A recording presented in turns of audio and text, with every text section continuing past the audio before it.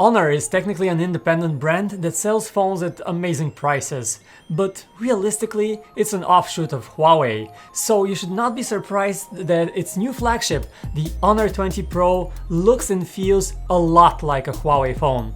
Hello guys, my name is Vic with PhoneArena and I've been using the new Honor 20 Pro for the past couple of days, and it's a phone with a stunning appearance and a brand new design styling that really catches the eye. It also has a flagship processor, all 4 cameras on its back and a large battery. So should this be your next phone? First, the big news from these days though. Google might strip Huawei of its Android license. If this indeed happens, it means you will not be getting any major future updates for Huawei and Honor phones. And this is a big deal. It would be best to wait it out to see how this develops before buying a phone from these companies, especially if it costs a lot of money. With this in mind, the actual brand new Honor 20 Pro here has got the looks. It has a new design that Honor calls holographic, and it uses tiny prisms in the back to reflect light in stunning patterns. We have never seen something quite like that before. It really is a mesmerizing look and shows just how far Huawei and Honor craftsmanship has gone. All the buttons are on the right side, within easy reach, but what we find inconvenient is that the power key is recessed. The fingerprint reader is actually embedded in it, and it's extremely fast. But it's again the side position that is a bit annoying, as you often get random vibrations when you're just fidgeting with the phone in your pocket. Looking at the front, you get a 6.26-inch LCD screen with a punch hole camera. It doesn't quite have the vibrancy of AMOLED screens, but it's one very good looking LCD display. Just make sure to go into settings and change the display mode to natural, while leaving color balance at the default setting. At this mode, colors are very well balanced and everything looks very pleasing. And yes, the punch hole is here, but it's really quite small and doesn't get much in the way.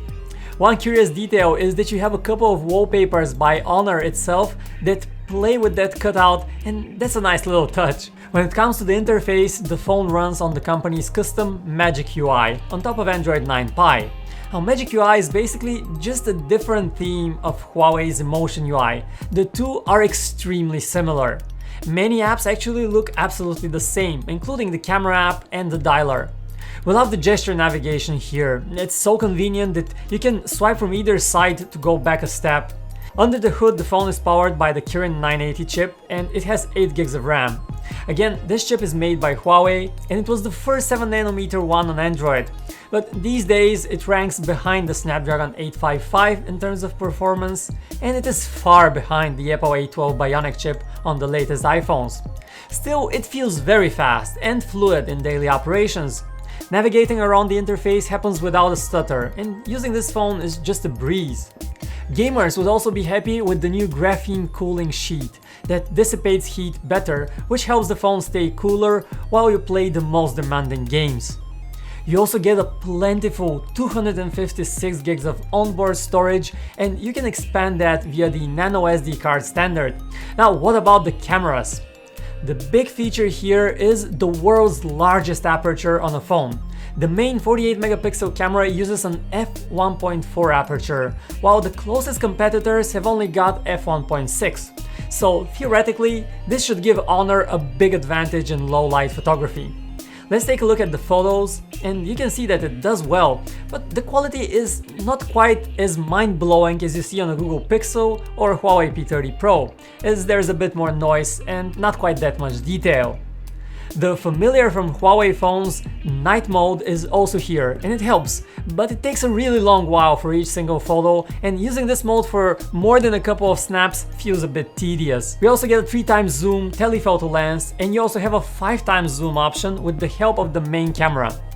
Zooming any further just uses digital zoom. Then you also have an ultra wide angle camera, which captures noticeably softer images, and the quality is just not that great on it, but we still appreciate having this different perspective. There's also a fourth macro lens that captures photos at just a 2 megapixel resolution.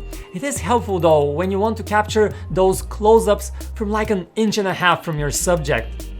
Last but not least, you also get a 32 megapixel camera up front. Unfortunately, you don't get HDR for the front camera, and many of the selfies we took burned the highlights and were not as good as on other phones. In terms of videos, the main camera can record 4K at 30 frames per second, and you don't have a 60 FPS option. Quality is mostly okay, but again not quite on par with the best video cameras. Now on the battery front, the Honor 20 Pro comes with a large 4000 mAh battery cell, and in our experience it would easily last most users around a day and a half, and even 2 days with lighter use. The phone also ships with a fast charger in the box, and you can top it up to 50% in just half an hour. All in all, the Honor 20 Pro ends up being something like a cheaper version of Huawei's flagships. It does not quite have the camera of the P30 Pro, nor the vibrant AMOLED screen, and it lacks a few of the tricks like the in-screen fingerprint scanner, but it gets most things right: the long battery life, the good-looking LCD display, the smooth performance, and certainly the looks. Now, if Google does indeed cut Honor's access to Android, however, this will be a big problem. So our advice: wait it out for a few months and only then consider buying this phone. And this rounds up our first look at the Honor 20 Pro.